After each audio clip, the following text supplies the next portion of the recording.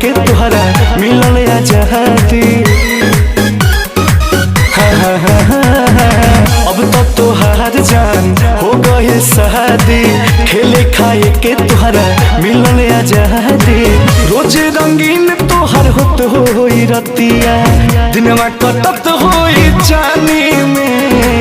रोज रंगीन तोहर होत होई रतिया, दिनवा कटत होई जानी में, जानी में।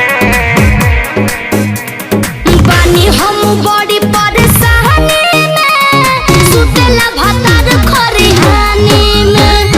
बानी हम बड़ी परेशानी में, सुतेला भतार खरिहानी में।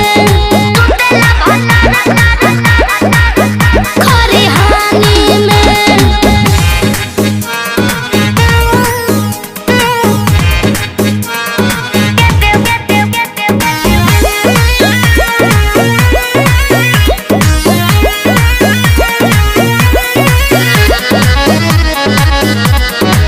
करेलू हमरा से काहे बहाना, खूबे लुटत होई बुमजा।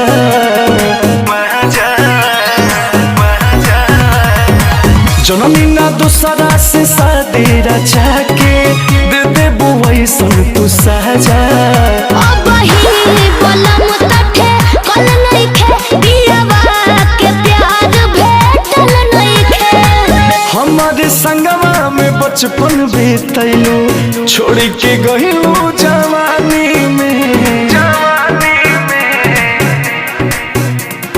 बानी हम बड़ी परेशानी में, सुतला भतार खरिहानी में। बानी हम बड़ी परेशानी में, सुतला भतार खरिहानी में।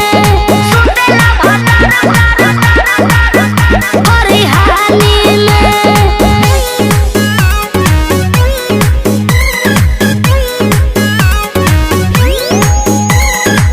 लागत हमारा से बड़ भूल भइल, तोहरा से दिलवा लगा के।